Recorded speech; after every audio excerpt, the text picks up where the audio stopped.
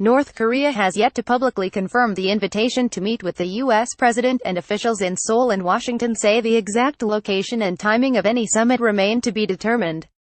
But that hasn't stopped officials, analysts, and other observers from debating the pros and cons of possible summit sites, ranging from North Korea's capital city of Pyongyang, to the Joint Security Area (JSA) between the two Koreas, to farther afield in other areas of Asia or Europe. Top locations being discussed. GETTYDonald Trump has agreed to meet Kim Jong-un, but the venue has not been revealed. Joint Security Area (JSA), Panmunjom. One of the most likely sites being discussed is the Joint Security Area in Panmunjom that straddles the Military Demarcation Line between North and South Korea.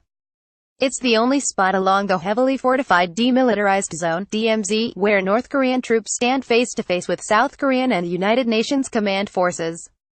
An official with South Korea's presidential Blue House said on Sunday, places like Switzerland, Sweden or Jeju Island have been gaining a lot of attention, but we also view the JSA as a serious option. Some skeptics see the JSA as a symbol of the Korean War and continued tensions, rather than a place for a peace deal.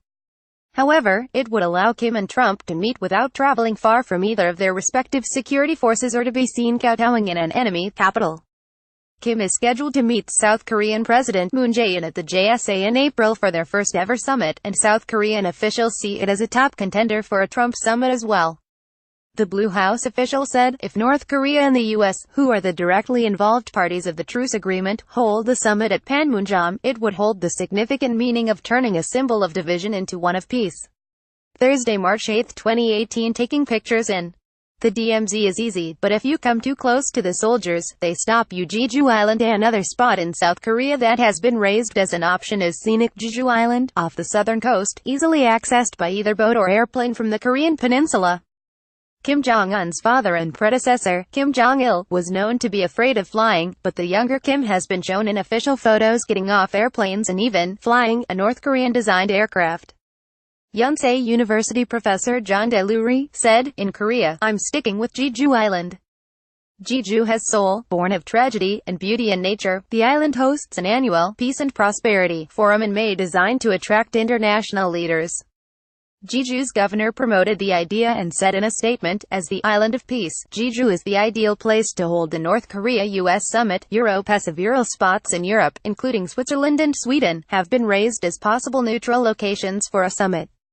Both countries have international reputations as mediators, and both played a role as members of the Neutral Nations Supervisory Commission helping to regulate relations between the two Koreas after the 1953 armistice that paused but did not officially end the Korean War. As a child, Kim and his siblings attended an elite private school in Switzerland in the 1990s, according to former classmates there. However, Kim's time in the West is not an officially acknowledged part of his biography, and analysts say he may want to avoid drawing attention to that period in socialist and impoverished North Korea. The Swiss Foreign Ministry has said the country is ready to facilitate talks between North Korea and the United States, and is in contact with both sides. The ministry said in a statement, it is up to the parties involved to decide if, when and where the talks will be held. Sweden's prime minister told reporters on Saturday that the country stands ready to help in any way. Sweden has held unofficial talks in the past, and North Korea's foreign minister is expected to visit soon, according to Swedish media. A SIAA summit in Asia would be closer to home for the notoriously reclusive Kim, and cities including Beijing, Singapore, Hanoi, or even Ulaanbaatar in Mongolia have been raised as possibilities. Beijing is seen as one of Pyongyang's biggest backers, and has hosted a series of multilateral negotiations over North Korea held intermittently since 2003 and attended by China, Japan, North Korea, Russia, South Korea, and the United States. In recent years, however, relations between Pyongyang and Beijing have cooled, and analysts say Trump may not be keen on providing a major rival like China a chance to steal some of the limelight. Mongolia's capital city, Ulaanbaatar, has been the site of past sensitive negotiations with North Koreans, maintains friendly relations with both sides, and has little in the way of political baggage. Its lack of pizzazz, however, may not provide the backdrop Trump is seeking for his riskiest diplomatic gambit.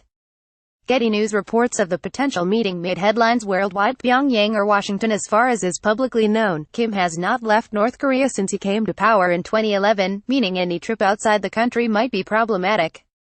Previous meetings between North Korean and American officials have taken place in Pyongyang, including a 2000 meeting between U.S. Secretary of State Madeleine Albright and Kim's father and predecessor Kim Jong-il.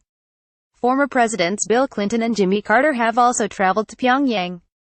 However, Albright's trip, in particular, was criticized for appearing as an endorsement of a brutal and oppressive regime.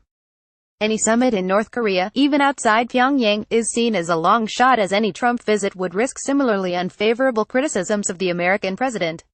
Kim could face similar problems traveling to the United States, where no North Korean leader has visited, making many observers think a more neutral setting will need to be found.